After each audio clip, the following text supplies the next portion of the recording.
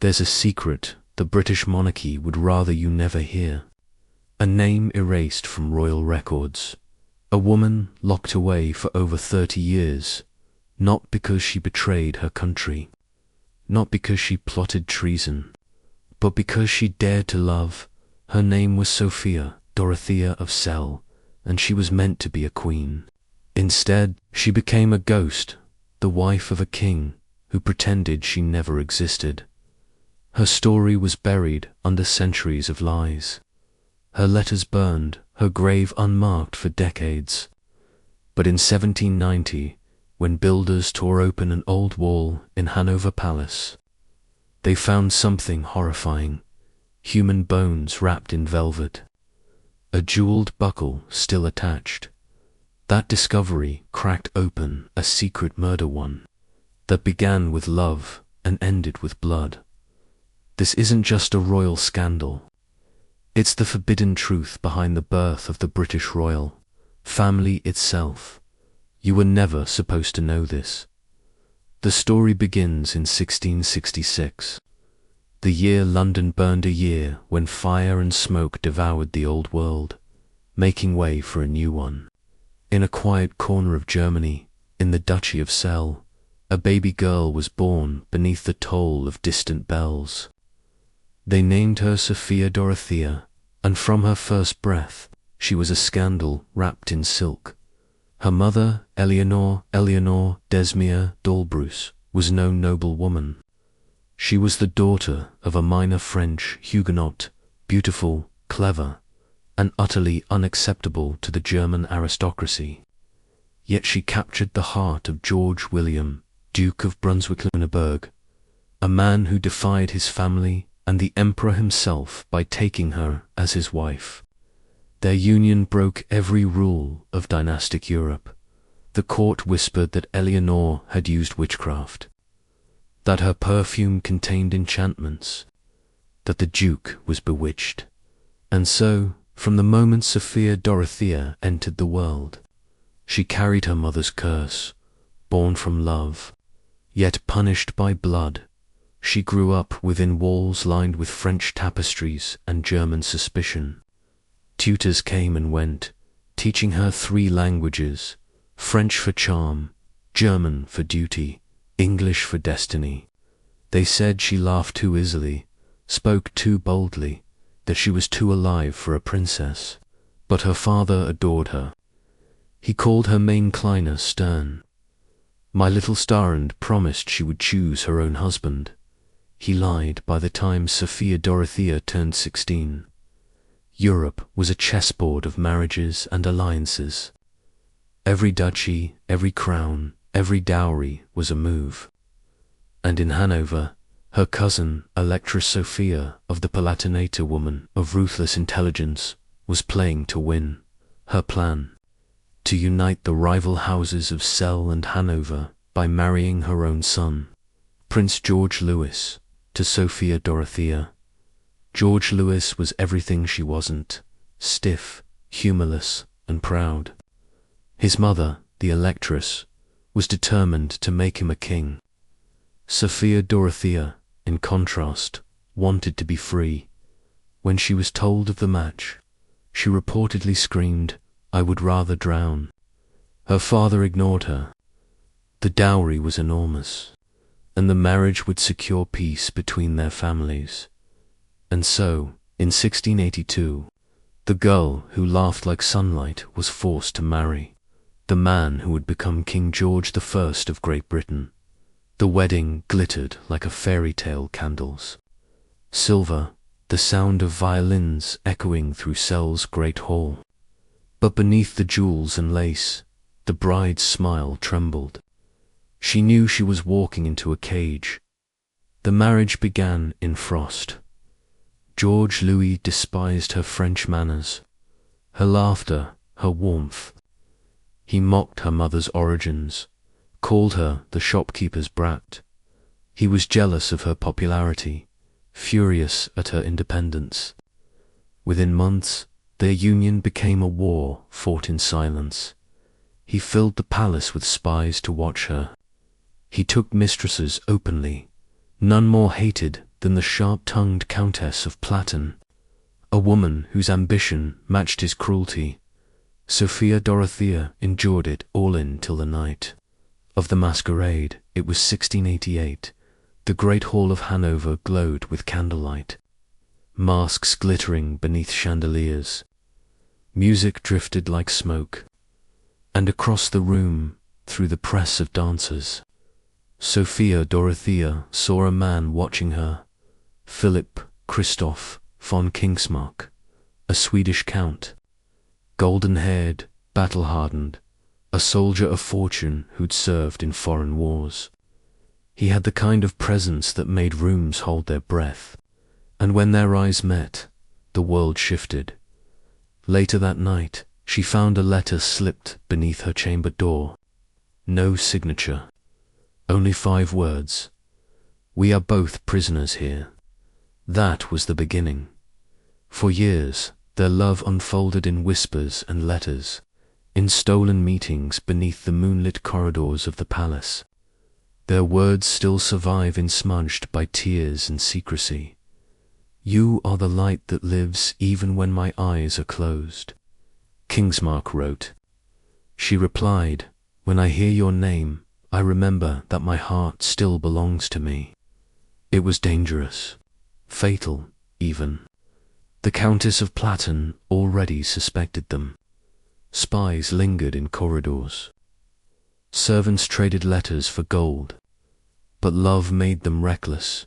By 1692, they were plotting escape. Königsmarck had arranged horses, forged passports, a safe route to Saxony. They would flee before dawn on July 2nd, 1694. They never made it that night. Königsmarck entered the palace for the last time. Witnesses saw him ascend the servants' staircase toward the Duchess's apartments. He never came out at dawn. Sophia Dorothea waited by the window, watching the road that led away from Hanover. She watched until the light broke and no rider came. Hours later, soldiers surrounded her rooms. They told her Königsmarck had fled. She knew it was a lie the moment she saw the stain of blood near the stables. Years later, a workman repairing the palace floor found bones sealed beneath the marble wrapped in velvet, a jeweled buckle still attached. Königsmarck's the Countess of Platen had arranged it all, an ambush in the corridor, a swift blade in the dark, the body buried where no one would dare to dig. George Louis pretended ignorance. But that morning, servants heard him tell his mother, she will never see him again. He was right. Within days, Sophia Dorothea was seized, her jewels stripped, her letters burned, her children taken from her arms. The court declared her unfit, faithless, and unworthy of her station. Her punishment was exile for life. She was delivered to Ahlden House, a damp and lonely estate surrounded by marshland. Its windows were barred, its gates locked. The carriage that carried her there left at midnight. Through its small window she watched the world recede, the forests, the towns, the last free sky she would ever see.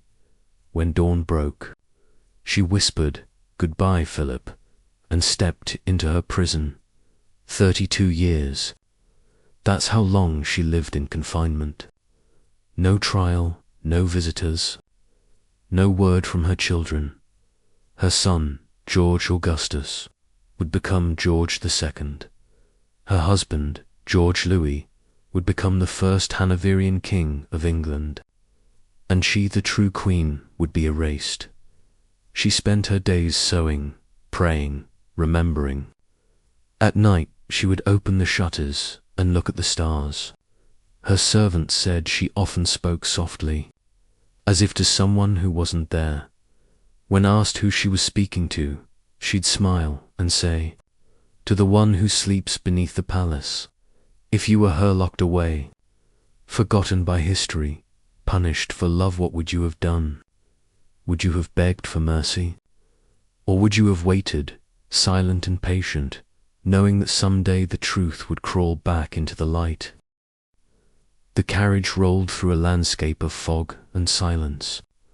The horses' hooves sank into wet earth, their breath steaming in the grey dawn. Beyond the mist rose the black outline of Ahlden House, its windows shuttered, its roof gleaming with rain. The guards did not speak. Even they seemed uneasy, as if they were escorting not a living woman, but a ghost to her grave. Inside the carriage, Sophia Dorothea sat motionless. Her gown, once silk, now damp and torn, smelled faintly of smoke. She had not slept in 2 days. Her wrists bore red marks from the ropes that had held her when she tried to resist. When the carriage stopped before the iron gate, she whispered, "Is this where I am to die?" The officer escorting her cleared his throat and said, "No, madam. This is where you are to live." The gates closed behind her with the finality of a coffin lid. Ahlden was not a prison of chains, but of silence. The walls were thick, the doors bolted. Her world became 3 rooms, a bedroom, a small salon, and a narrow courtyard surrounded by moss-covered stone. There was no laughter, no music, only the sound of wind scraping against the shutters. At first, Sophia raged. She threw a vase against the wall. She shouted until her voice cracked. "You cannot bury me alive." She screamed to the guards beyond her door, but no one came. The days blurred. Letters to her mother were returned, unopened. Requests to see her children were denied. She was told she had forfeited all titles and property. She was not the Duchess of Hanover anymore. She was simply the lady of a Hlden. It was a name designed to erase her. In the first winter, she refused food for days. When they forced her to eat, she broke down in tears, whispering Königsmarck's name like a prayer. Sometimes she would sit by the window for hours, staring into the fog, waiting for a figure that never appeared. One night, as the wind howled, she dreamt she saw him. He was standing in the courtyard below, drenched in rain, blood streaking his face. He lifted his hand to her window, and she reached toward him inly to wake and find her fingers touching cold glass, from that night on. She said he visited her in dreams. The locals began to talk. They said strange lights glowed in the upper windows of Ahlden House, that sometimes, in the dead of night, a woman's voice could be heard singing a French lullaby. Villagers crossing the marsh, after dark, would make the sign of the cross and hurry past, whispering, "The Duchess is awake." To the outside world, she was forgotten. But in the fields and taverns, she became legend, the bride who had loved too well and paid with her freedom.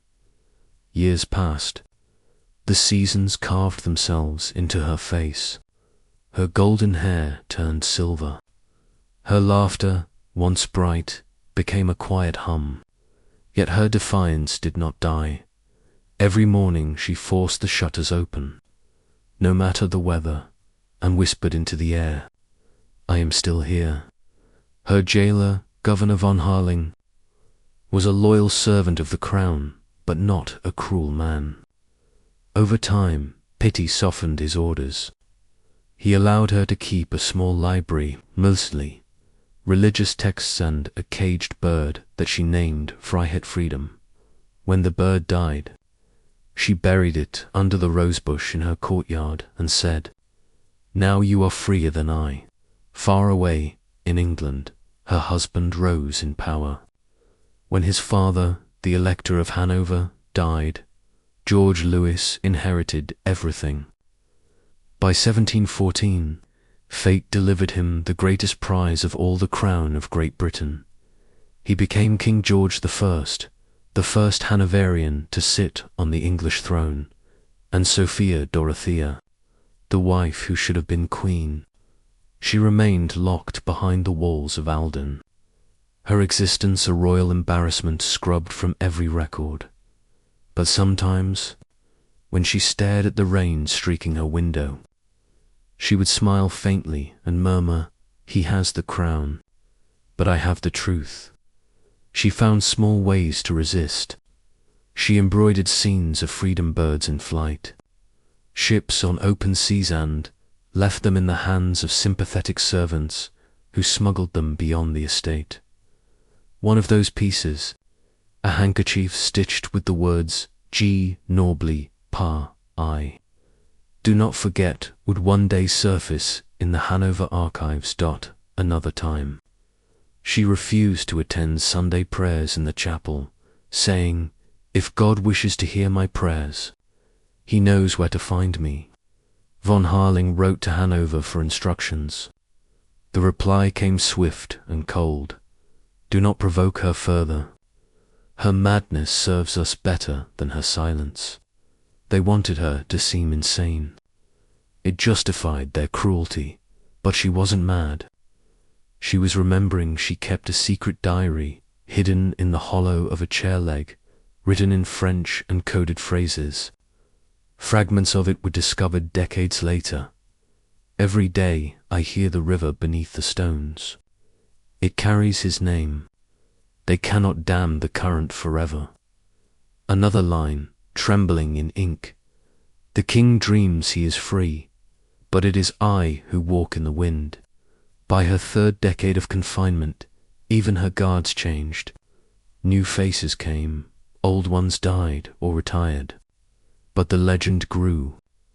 Some guards left flowers at her door when they departed, whispering, "Forgive us."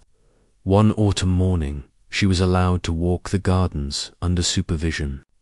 The leaves were turning gold, the air sharp with the scent of decay. A young sentry, new to his post, dared to speak to her. "Do you ever miss the palace, madame?" She looked at him for a long moment, then smiled faintly. "I miss nothing that could be taken from me." That winter, the snow came early. It buried the moors in silence so deep, the guards claimed they could hear the sound of ice forming on the trees.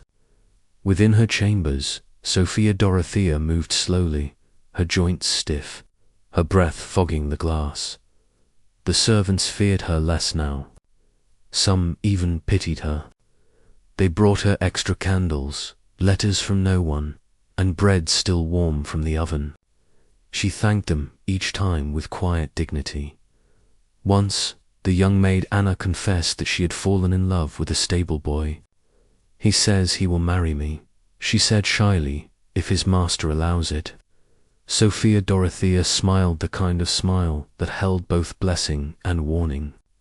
"Then love him before they tell you not to." Anna never forgot those words. Years later, when Sophia was old and frail, the maid smuggled one final gift into her room, a small wooden box lined with blue silk. Inside lay a lock of golden hair, tied with faded ribbon, the one thing the Duchess had managed to keep from her youth. Each night she placed it on her pillow, whispering, "We met too soon, we died too late." If anyone entered unexpectedly, she would hide it beneath her blanket like a secret heartbeat. Outside, the world changed.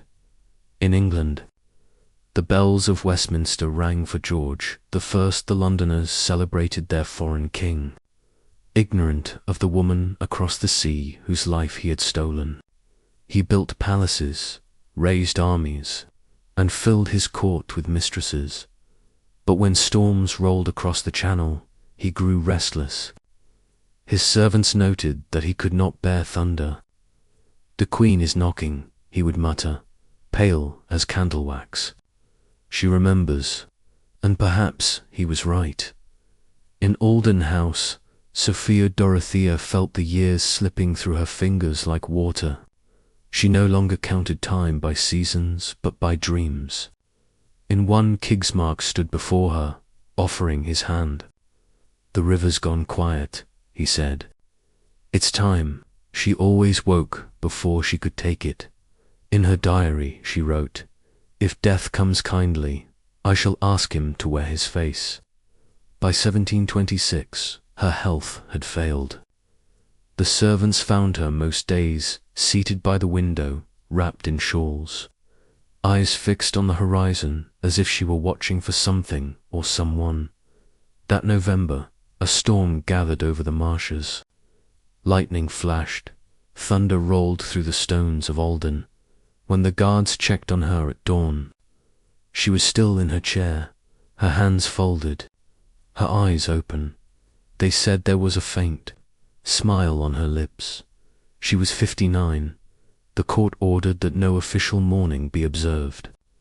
Her death was to remain unspoken, her name unmentioned. Her few possessions were inventoried and burned except for one object the servants hid. That little wooden box lined with blue silk. They buried it beneath the rosebush where she had laid the bird named Freiheit. Inside was the lock of golden hair and a single scrap of parchment reading, "True love never dies, only changes rooms." When news of her death reached London, King George I showed no emotion. "The matter is finished," he said coldly. But weeks later, as he travelled through Germany, his carriage broke down near the very road that passed Ahlden House. He ordered his attendants to stop. Witnesses claimed he stepped out, walked a few paces, and stared through the fog toward the distant outline of the manor. "She is there," he murmured. "She calls." Hours later, he collapsed and died. The official cause was listed as a stroke. But in Celle, the peasants whispered. She finally opened the door. He was buried by her, though not by choice. The tombs at the church in Celle stand side by side, husband and wife, divided by one slab of stone. The inscription carved into the stone between them reads only one word: never. After her death, her legend only grew.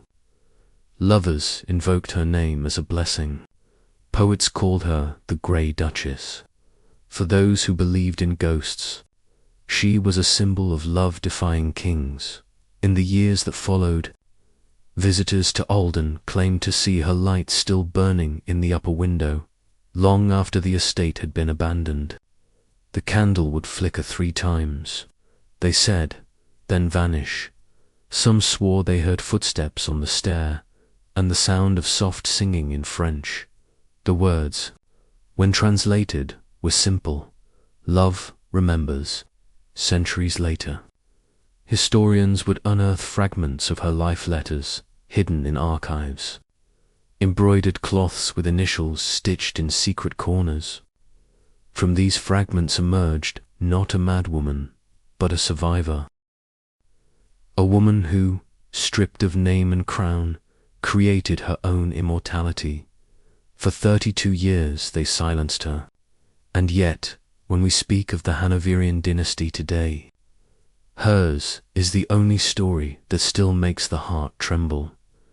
If you were there standing in the cold at Ahlden's gate, hearing the wind carry her song, what would you have done? Would you have freed her or feared her? Because perhaps what haunts us isn't her ghost. It's the knowledge that, even now, we would have done the same thing. Trade love for silence, truth for order, and she, the forgotten queen, would have pitied us all. Thunder rolled over Hanover the night he disappeared. It was July 1st, 1694, a summer night thick with the smell of rain and smoke. Somewhere beyond the palace walls, the river Leen hissed like a whispering crowd. Inside, candles burned low. Courtiers had retired, leaving only the echo of music fading through the corridors. Philip Christoph von Königsmarck, soldier of fortune, lover of a duchess, was walking toward his fate. He moved silently through a servant's passage lit by guttering tapers. Beneath his cloak he carried a small satchel, gold for their escape, forged passports, a miniature of Sophia Dorothea pressed against his chest. In his pocket lay the letter she'd sent that afternoon, a trembling promise. Tomorrow, when the bells ring for matins, we ride for Saxony. Freedom waits at dawn. Every step he took toward her apartments was a defiance of kings. The palace at Herrenhausen slept uneasily. The courtiers who served Prince George, Louis, feared his temper. The mistresses who shared his bed feared his silence. And one woman, the ambitious Countess von Platen, feared discovery more than either. She had long known of the affair. The servants she bribed had described the secret meetings, the exchanged letters, the coded glances across banquets. But that evening, something changed. A stable boy brought her word. The Swedish Count was packing horses had been ordered for dawn.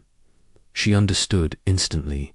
The Duchess meant to flee, for Countess von Platen. The scandal would destroy everything, her influence, her fortune, her place beside the prince. She wrote a note to George Louis, the ink splattering in her haste. Tonight they intend to escape. If your highness wishes to prevent eternal shame, act now. The messenger found him drinking with officers. He read the note once, then tore it in half. Bring me men I can trust, he said. No one must know. Königsmarck reached the Duchess's antechamber near midnight. The corridor was deserted, the torches hissing in their sconces. He paused at her door and tapped 3 times. Their signal, no answer. He tried again. Still silence. Then a whisper. The Duchess is delayed, my lord. She begs you wait. A servant's voice, unfamiliar. Yet his heart, impatient, believed. He stepped inside. What happened next was never written in the official record. Only scraps remain rumors, confessions half heard in taverns, a dying man's last story. They say he entered a dim room lit by a single candle. From the shadows emerged 4 men in military coats. He had just enough time to draw his sword before they fell upon him. The candle went out. The struggle was brief, brutal, silent. When it was over, one guard held a blood-soaked cloak. Another pried a jeweled buckle from the floor. Countess von Platen stepped forward. Take him below, she said. He must never be found. They carried the body through hidden stairs that led to the old wine cellars beneath the palace. There, under the Countess's orders, they dug a shallow pit between the foundations and covered it with quicklime, before they sealed the stone. She bent close to the corpse and whispered, You almost made her a queen. Upstairs, Sophia Dorothea waited. She stood at her window, veil lifted, watching for the flicker of a lantern, the sign that he had come. Hours passed. The candles burned to stubs. No one arrived. When dawn broke and the bells tolled for matins, she pressed her hand against the glass and whispered, Philip. The only answer was the river. Later that morning, courtiers arrived with false smiles and sharper eyes. His Excellency left Hanover before sunrise, they said. He sends his respects. She knew instantly that they were lying. In the corner of the courtyard she saw a patch of fresh-turned earth, rain already darkening it to rust. Days later, whispers began to leak through the palace. The servant's wife claimed she'd seen blood on the flagstones. A groom boasted in drunken fear that the Swede was dealt with. By August, the entire court hummed with speculation. George Louis said nothing. His mother, the Electress, ordered silence. And the Countess von Platen disappeared to her country estate, her rewards secure. Weeks passed. The Duchess stopped sleeping. Servants heard her pacing long after midnight, whispering into the dark as if answering someone they could not see. Once, A chambermaid found her kneeling before the hearth, clutching a ring, Königsmarck's signet, blackened by soot.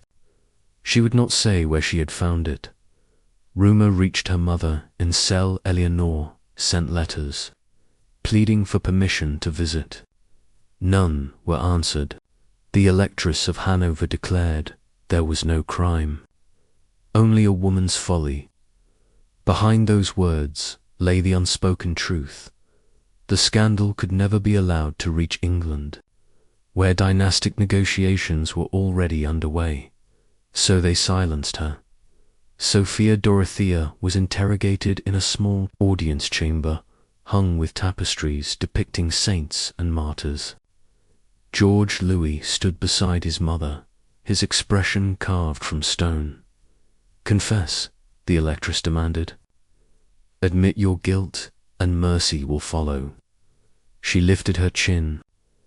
"I have committed no sin greater than loving what you never understood." The Electress turned away. Then let her learn silence.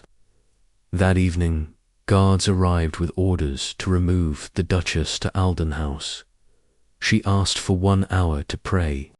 Instead, she wrote a final note, folded small, sealed with her own hair, and hid it behind a loose stone in the hearth. It would be found 2 centuries later. The handwriting trembled, but the message was clear. They have murdered him. Pray for my soul, not for my obedience. Years melted into myth. By 1700, the murder of Königsmarck had become one of Europe's whispered scandals. Travellers who visited Hanover were shown the corridor where the Swede vanished. Guides pointed to the cracks in the floor and crossed themselves. A court musician wrote a ballad called The Count's Last Waltz, banned by decree within a month. The Countess von Platen died in 1709, tormented by fever. Her servants claimed she spoke constantly to an invisible man, begging forgiveness. "Don't follow me," she whispered in her last hour. "You're still beneath the stones." No one doubted whom she meant. In 1790, almost a century later, renovation work began at the old palace. When masons lifted a section of marble near the wine cellars, they struck hollow ground. Beneath lay fragments of velvet, a rusted sword hilt, and a skull shattered at the temple. On the bone hung the remnant of a gold chain and a small brooch set with a sapphire. The superintendent ordered secrecy, but one of the workers carried a sliver of the buckle to a jeweller in town. The pattern matched a piece once catalogued in the Duchess's dowry.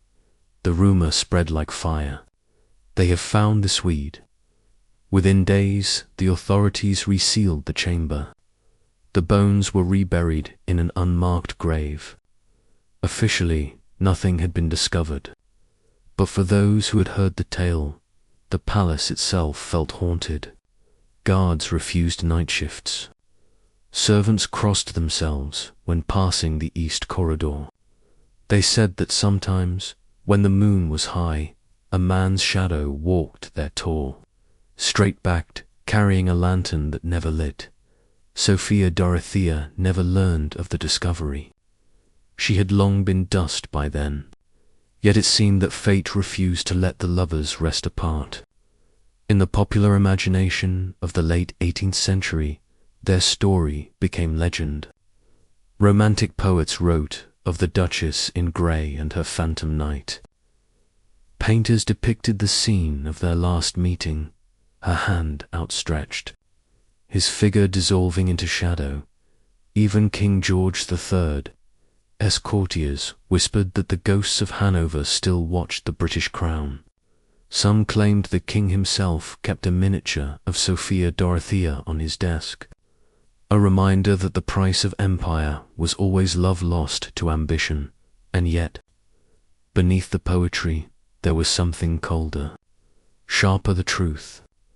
Modern scholars would later uncover letters from Hanoverian archives, coded reports written by the very men who had carried out the killing.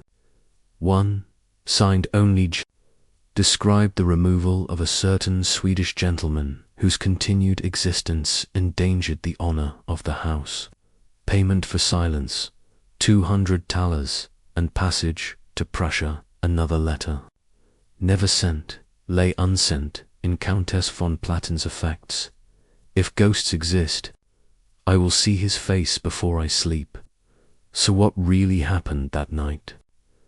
Perhaps Königsmarck's body still lies beneath the stones of Herrenhausen, his bones part of the foundation of the dynasty he threatened. Perhaps the rain that seeps through the cracks each spring carries a trace of his blood into the lean. Or perhaps, as legend says, he escaped, wounded, nameless, wandering Europe as a mercenary, dying in some forgotten war. No record confirms it. Only the echo of his name remains, carried through the plintries by the woman who spoke it until her last breath. If you stand today in the restored palace garden, you can still see the narrow path that once led to the Duchess's chambers. Tour guides tell polite versions of the story, a romantic intrigue, an unfortunate disappearance. But when the last visitors leave, the air grows colder. The water in the fountains seems to pulse in rhythm with a heartbeat, and the faintest whisper drifts through the hedges. The autumn rain over Hanover smelled of iron. It drummed against the shutters of Ahlden House, a steady heartbeat that seemed to count the years of her captivity. In the parlour, the fire had burned down to embers. Sophia Dorothea sat in her worn chair, the birdcage empty beside her, the air thick with candle smoke. That morning a messenger had arrived from Hanover, boots caked with mud, bearing a sealed letter. The governor handed it to her with his usual stiffness, and she unfolded it slowly. The words were brief, written in a clerk's tidy hand. His Serene Highness, the Elector of Hanover, has this day become King of Great Britain. For a long time she said nothing. Then, very quietly, she laughed. The sound was brittle, like glass cracking. So, she murmured, the murderer wears the crown. Across the sea, London blazed with celebration. Bonfires painted the river gold. Church bells clanged until their ropes frayed. England, terrified of another Catholic monarch, welcomed its new Protestant king, a man they barely knew, a man who could scarcely speak their language. He was George the first of the Hanoverian line, and the woman who should have stood beside him as queen sat instead in a cold German manor, watching the smoke of her candle twist like the ghosts of all the things she'd lost. Let them cheer, she said to no one. They toast a crown built on bones. In London, the courtiers tried to love their new monarch. They failed. George, I was distant, suspicious, bringing with him 2 German mistresses whom pamphleteers nicknamed the Maypole and the Elephant. He dined in silence, stared too long at portraits of his ancestors, and never mentioned his wife. When asked about her, he replied only, "There is no such person." But rumours thrive where silence grows. Within months, London's taverns buzzed with a forbidden story. Somewhere in Hanover lived a woman locked away for love, a forgotten queen whose husband feared her ghost. They called her the Grey Duchess, and they whispered that every storm that struck the Channel was her revenge. In Ahlden House, she learned fragments of these tales from servants brave enough to smuggle newspapers inside. She read about his coronation beneath the portrait of her mother and set the page into the flames. England has its king, she said, but not its conscience. At night she walked the courtyard, the hem of her gown dragging through frost. Sometimes she imagined the voices carried on the wind were those of Londoners cheering his name. Sometimes she imagined they were mourning hers. Her son, George Augustus, grew into a man torn between duty and rage.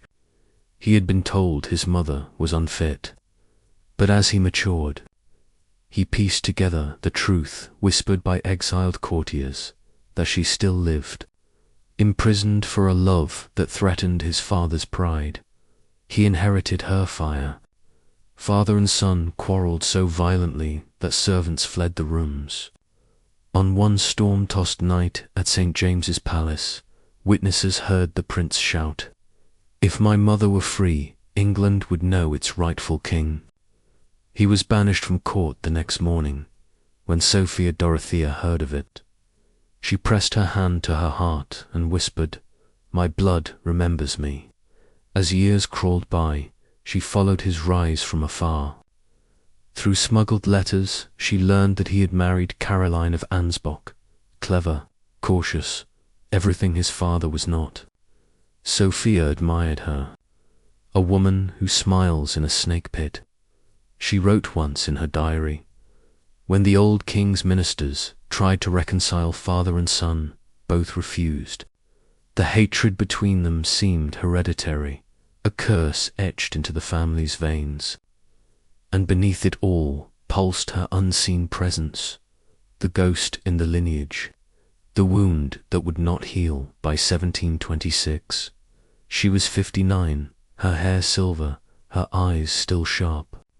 Her health failed slowly, like a candle dying by inches. On a stormy November night, she told her maid, "If death comes, tell him I have waited long enough." When the servants entered at dawn, she was seated by the window, hands folded, face turned toward the east. They buried her beside her parents in Celle, no hymns, no crown, only a plain stone reading Sophia Dorothea of Celle, once Duchess of Hanover. Across the Channel, her husband did not mourn. Yet when he returned to Germany months later, passing the road near Ahlden, he ordered the carriage to stop. Witnesses said he stepped into the fog and whispered, "She calls." That night, George I died of a stroke. They buried him in the same church at Celle, beside the woman he had ruined. The tombs stand side by side, separated by one slab of stone. The inscription carved between them reads a single word, "Never." In the flickering candlelight, visitors whispered that even in death he could not face her. Some claimed that on stormy nights, the air in the church turned colder between those graves, as if unseen hands still pressed against the barrier of stone. The legend of the Queen who never was spread across Europe. Painters romanticized her sorrow. Playwrights turned her tragedy into parables of forbidden love. But for the British court, her name remained poison. Official chronicles omitted her, as though she had never existed, yet the curse of her memory lingered. Her son ascended as King George II, and though he ruled wisely, he inherited his father's unease. He could not sleep during thunderstorms. Courtiers said that when lightning flashed, he would pace the halls, muttering in German, "She is knocking again." One night his queen, Caroline, found him staring from the window toward the Channel. "Who are you listening for?" she asked softly. He did not turn. "For my mother's forgiveness," he said, "but she will not speak." Historians would later call it superstition, yet the Hanoverians themselves believed in it.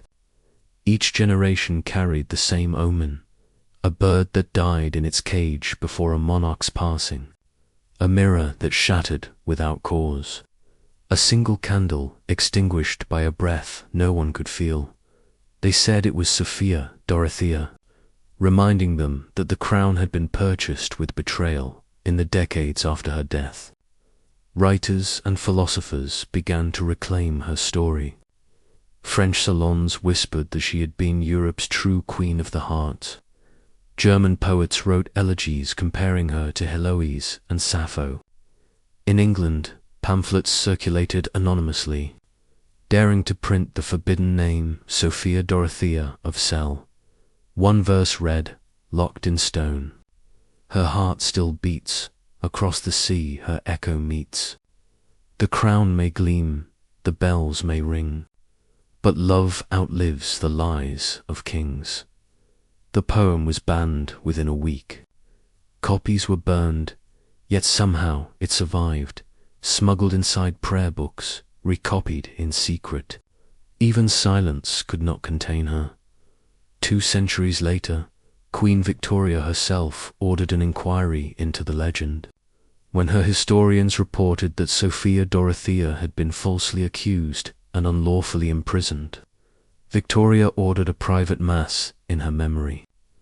"Let her name be spoken again," she said. In that moment, after more than 170 years, the curse seemed to lift.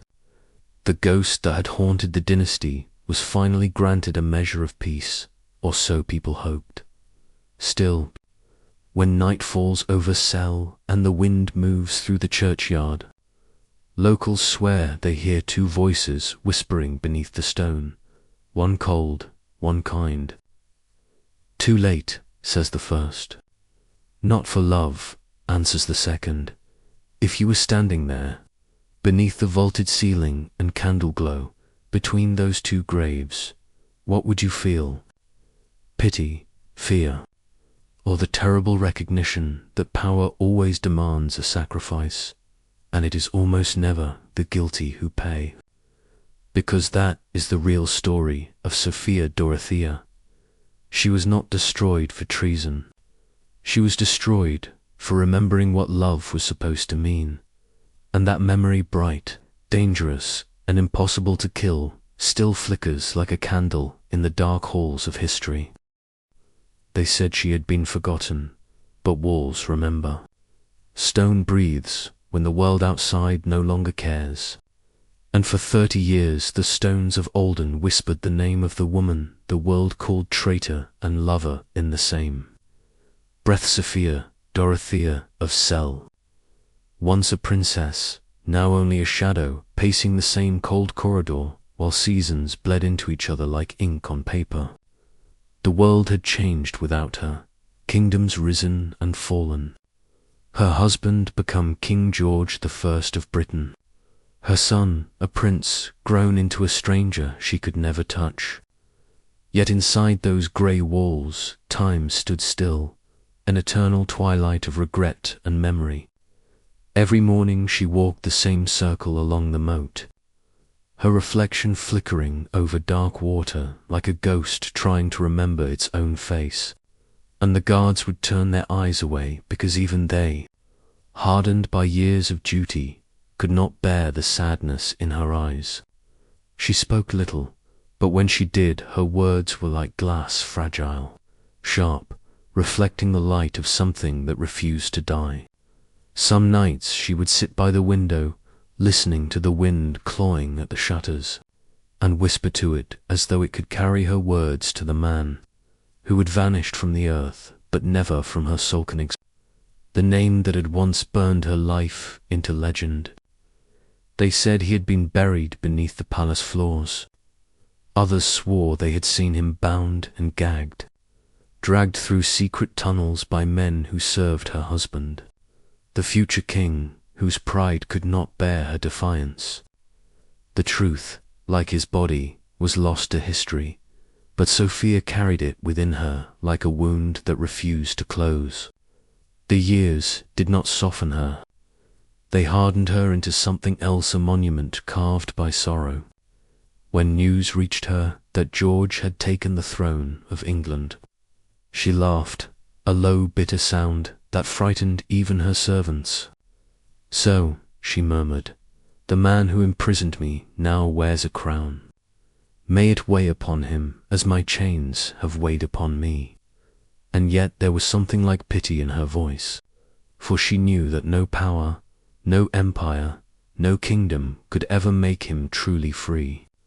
Not while he lived haunted by the ghost of the woman he had destroyed. The English court spoke of her in whispers, some pitied, some condemned, none daring to speak her name aloud in the king's presence. Still, every year when the storms rolled in from the North Sea, Sailors swore they saw a faint light flicker from the tower at Ahlden, a candle burning long past midnight. And they said the Duchess of Ahlden still waited for her lover's soul to find her. She grew old within those walls, her hair silver, her back bent, but her spirit unbroken. Even the chaplain, who visited her once each week, confessed that when she looked at him, it was as if she could see the truth behind every lie he had been ordered to repeat. "You pray for my salvation," she told him once, "but I was condemned for love. Tell me, Father, does God condemn that too?" He had no answer, and so she prayed her own way, lighting candles not for forgiveness but for remembrance, each flame a whisper for the man she had lost and the children who had forgotten her. She received no letters from her son, no word from her daughter, only rumours that they lived well, that England had swallowed them whole, that the name Sophia Dorothea had been erased from every court record, as if she had never existed. But history has a cruel sense of humour it buries, but it never forgets. When she was 60, her health began to fail. The doctors who visited her spoke in Latin, discussed her as though she were a specimen, not a woman. One night she asked her maid to bring her writing desk. Her hand shook as she wrote the last letter she would ever send to her son. The future King George II, it began simply, "You may not remember me, but I am your mother." She asked for no forgiveness, only that he learn to love honestly, to rule with compassion, and never to imprison the heart of another. Whether the letter ever reached him, no one knows. Some say it was intercepted and burned.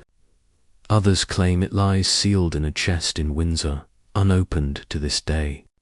That winter the moors froze solid and the moat turned to glass. On the night of November 13th, 1726, the servants heard her call faintly from her chamber. When they entered, she was sitting by the fire, her silver hair loose round her shoulders, her eyes distant but calm. "It is snowing," she said softly.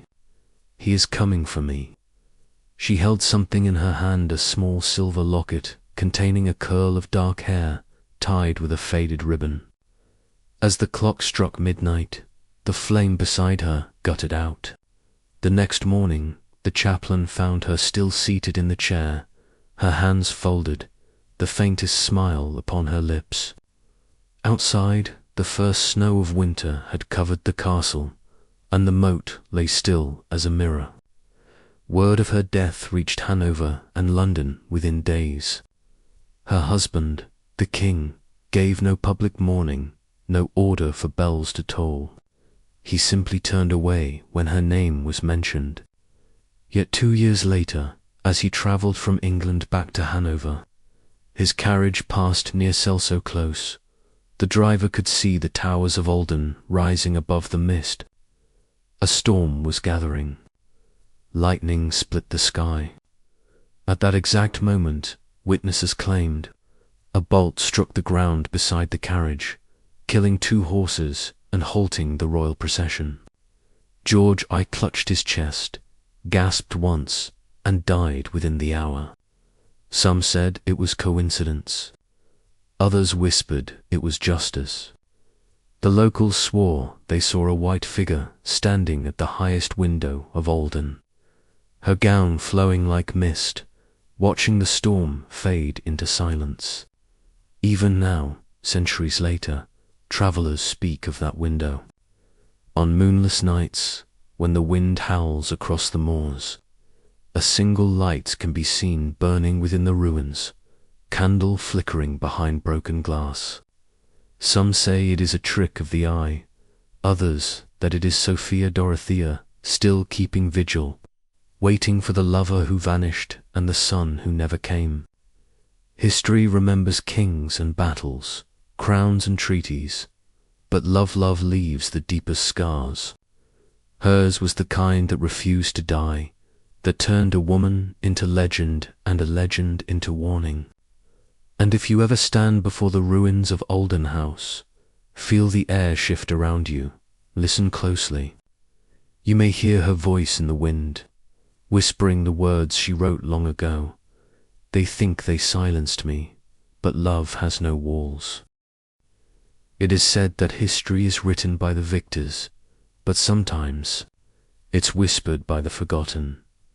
3 centuries after Sophia Dorothea died behind the walls of Ahlden House, her story still lingers like a fragrance that refuses to fade. Her name is carved in no royal chapel, sung in no anthem, etched on no crown.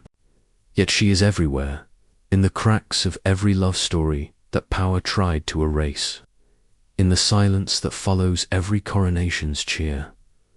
When you listen closely, you can still hear her, a breath beneath the organ's drone, a heartbeat behind the marble statues, a woman saying softly, "Remember me." The world she left behind has changed beyond recognition. Empires have risen and fallen, thrones have turned to museums, yet the shape of her tragedy remains familiar. A young woman traded for a lion's, her choices stripped away, her heart punished for wanting something real. That is why her ghost endures. She is not merely a haunting, she is a mirror in the quiet halls of Celle today. Tourists walk past her portrait, the only one known to exist from her youth. Her eyes follow them with a look that is neither accusation nor plea, but something else, recognition. She seems to see through centuries, past the glass cases of her preserved letters and into the eyes of the living. Some visitors leave weeping. Others linger before the display of her embroidery, where the faded threads still form birds in flight. Beneath one design, curators discovered a nearly invisible phrase stitched in French. Je suis encore ici. I am still here. When night falls, Celle becomes different. The castle's stone glows silver under the moon, and the river Lean hums like a lullaby. Locals say that if you walk the path toward Ahlden under the fog, you might hear the rustle of a gown and the faint ring of spurs, as if 2 lovers were meeting once more, forever crossing the same distance they could not bridge in life. Every century, new storytellers find her again. The Victorians painted her as a saint of love betrayed. The Romantics turned her into a ghost of eternal devotion. In the 20th century, she became a symbol of women silenced by power. And in this one, in ours, she stands as something far more modern. The price of being human in a world that demands perfection, because her story is not about kings or crowns. It is about us, about what happens when love collides with politics, when emotion becomes evidence, when one person's truth threatens another's legacy. Even now, royal historians debate her guilt. Was she reckless, naive, complicit in her lover's flight, or simply a woman who dared to believe she could choose her heart over her duty? The records cannot agree, but that uncertainty is precisely why she matters. For centuries, history was written to make women footnotes in their own tragedies. Yet Sophia Dorothea's defiance pierced the script. Her silence became its own rebellion. By surviving 32 years of erasure, she proved something radical. That remembrance is a kind of freedom in the archives of Hanover. A scholar recently found a fragment of her diary long thought destroyed. The paper was brittle, the ink faded, but a few lines remained legible. They built a house to cage my body, not my will. The wind still enters. The river still sings. And somewhere, his name still waits to be spoken. When the scholar read those words aloud, the candle beside him flickered. He laughed nervously, but he left the archive convinced that she was not gone. Not really. And perhaps she never will be. If you were to stand now in the ruins of Ahlden's garden, you'd see nothing extraordinary, just moss, stone, the shadow of a gate. But close your eyes and you might sense it, the faint pulse of her heartbeat beneath the earth, the echo of footsteps pacing, the whisper of fabric brushing past your sleeve. Would you dare to speak to her? To tell her that the world finally knows her name? Because maybe that's all she ever wanted. Not vengeance, not redemption, but remembrance. To be seen again as more than the ghost of someone else's mistake. The curse of her silence has become a lesson for the living. Every age rediscovers her story and sees itself reflected. The woman punished for love. The system that prizes obedience above truth. The heart that beats louder than the law. Sophia Dorothea's tragedy endures because it is, in some way, ours that we have all been told, at one time or another, to quiet our hearts, to choose safety over honesty, to stay behind the locked door because stepping outside would make the world tremble. And she, centuries ago, refused. That is why her ghost still walks. In the digital archives of the British Library, you can now scroll through her letters. Grainy scans of ink once smuggled through palace corridors. The words tremble with life, affection, despair, fury. In one, written to her mother, she says, "If love is treason, then I am guilty, and gladly so." Imagine writing that in an age when love could kill you. That defiance makes her immortal. She was not merely a prisoner of her time. She became its conscience, the invisible witness to every royal vow that followed. Modern filmmakers and historians continue to chase her shadow. Each retelling reshapes her. Tragic heroine, feminist icon, doomed romantic, yet none capture her completely. Perhaps that is fitting. Perhaps she exists most powerfully not as a figure we can name, but as a question we keep asking. How much would you risk for love? If you were her, trapped between duty and desire, between the crown and your own heartbeat, would you have done the same? Be honest, because the truth is, most of us would. And that's what makes her story unbearable and unforgettable. Some nights in Celle, the tour guides finish their rehearsed speeches and walk home through the fog. When they pass Ahlden's gate, they hear the wind shift. A faint melody drifts from the upper windows, a French lullaby, half sung, half sighed. None of them dared to look up, but they all described the same thing, a single light glowing in the dark, as if someone still waits for a lover who promised to return at dawn. And maybe he does. Once each century, when the night and the river remember. Maybe the Count still finds her in the mist. Maybe together they cross that invisible distance at last, because legends, when told enough, become a kind of resurrection in the end. Sophia Dorothea's true revenge was time. The dynasty that erased her has faded. The crowns that condemned her gathered dust behind glass. But her name whispered, forbidden, resurrected, has outlived them all. Every story told about her is a candle relit in the darkness. Every listener who feels that ache in their chest becomes her accomplice. Her survival depends on us now, those willing to remember the woman behind the myth, the heart beneath the history. So when you close your eyes tonight and hear the rain against the window, listen closely. You might catch the echo of that long ago voice saying, "They tried to silence me, but love speaks louder." And if you do, don't be afraid. It isn't a haunting. It's a reminder